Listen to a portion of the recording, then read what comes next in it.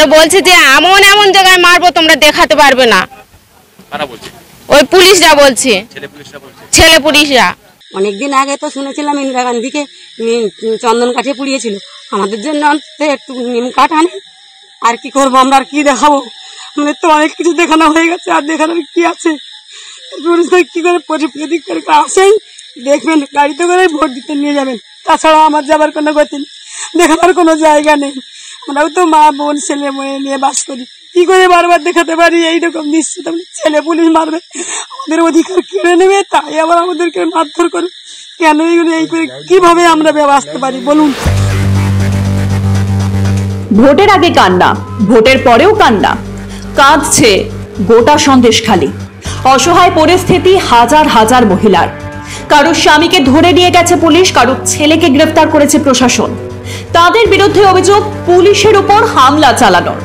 রাতের অন্ধকারে তাই চলছে অভিযান। কাউকে জলে চোবানো হচ্ছে, তো কোথাও নির্বিচারে চলছে লাঠিচার্জ। ভয় পুরুষ শূন্য গোটা গ্রাম। লাঠির আঘাতের ব্যথায় কোকিয়ে উঠছেন অনেকে। পুলিশের সঙ্গে ধস্তাধস্তি, পুলিশের লাঠিচার্জ। হ্যাঁ হ্যাঁ হ্যাঁ হ্যাঁ, রাখো দিচ্ছি, রাখো আমি দিচ্ছি।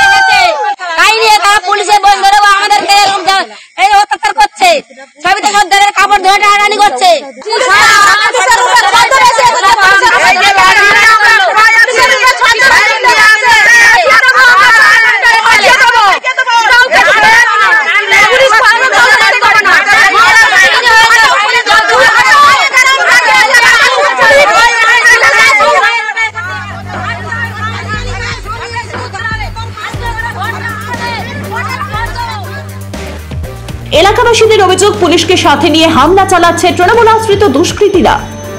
সন্দেশখালীর খুলনা গ্রাম পঞ্চায়েতের নিতাই মোড়ে রবিবার গভীর রাতে হামলা চালায় 60 থেকে 70 জনের দুষ্কৃতী বাহিনী। তাদের নেতৃত্ব দেয় তৃণমূল নেতা দেবজ্যোতি সান্যাল, বিপ্লব বর্মন, কৌশিক মণ্ডল এবং দেবব্রত মণ্ডলরা। হুমকি দেওয়া হয় প্রাণে মারার।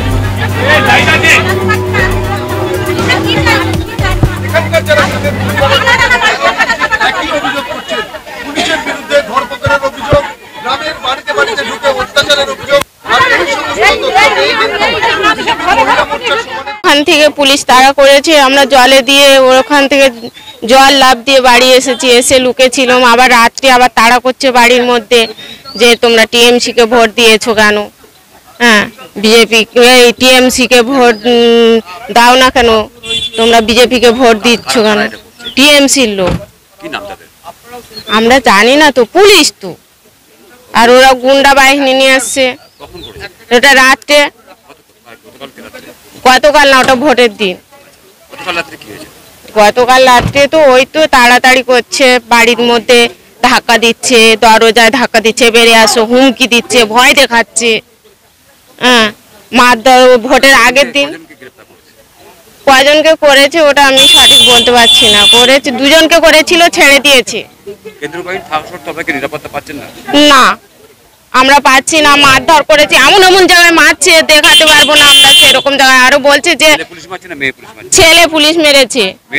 হ্যাঁ, আরো বলছে যে এমন এমন জায়গায় মারবো তোমরা দেখাতে পারবে না।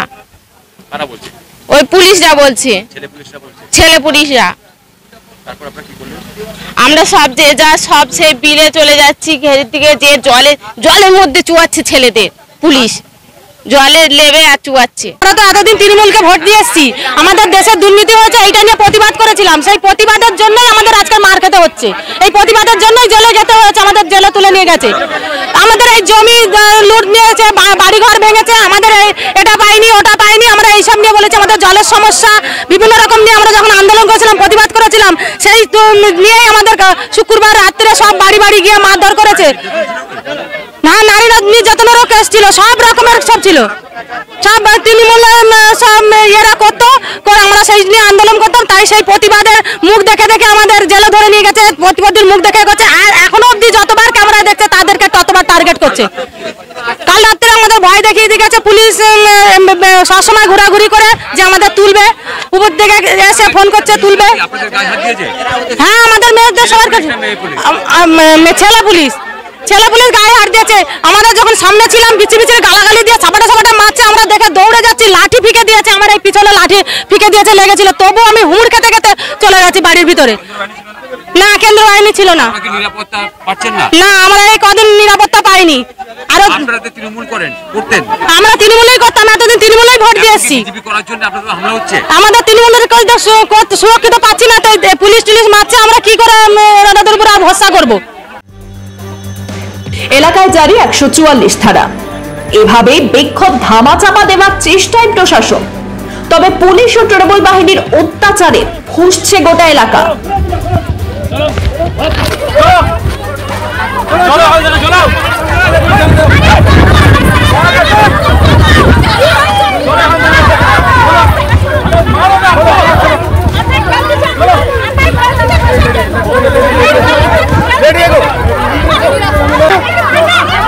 লাইভ অন করবো, লাইভ অন করবো। আমি তাহলে পাঠাচ্ছি পুলিশের সঙ্গে ধস্তাধস্তি, পুলিশের লাঠিচার্জ। হ্যাঁ হ্যাঁ হ্যাঁ হ্যাঁ, দিচ্ছি, রাখো, আমি দিচ্ছি।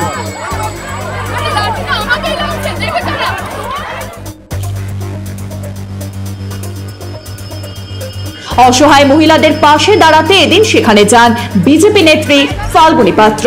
তাকে কাছে পেয়ে কান্নায় ভেঙে পড়েন মহিলারা।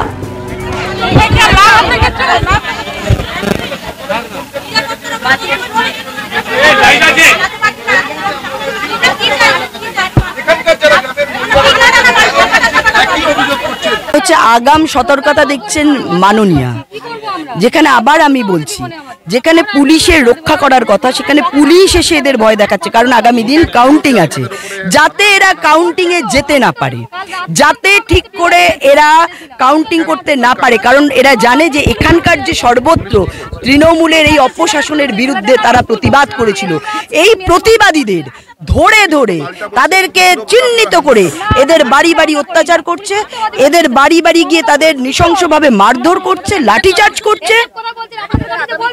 দেখুন, আগামী দিনে কর্মসূচি তো অবশ্যই নেব, তার আগে আমরা আজকে এদের পাশে এসেছি, এদের পরিস্থিতি জানছি। বর্তমানে আমরা দরকার হলে এই পুলিশের বিরুদ্ধে আমরা কোর্টে যাব। পুলিশের উপর হামলার অজুহাতে এরই মধ্যেই সেখানে 12 জনকে গ্রেফতার করা হয়েছে। ধৃতরা সকলেই বিজেপি কর্মী। তাদের মধ্যে জামিন অযোগ্য ধারায় মামলা হয়েছে। এলাকায় অশান্তির জন্য কেন বেছে বেছে বিজেপি কর্মীদের ধরা হচ্ছে?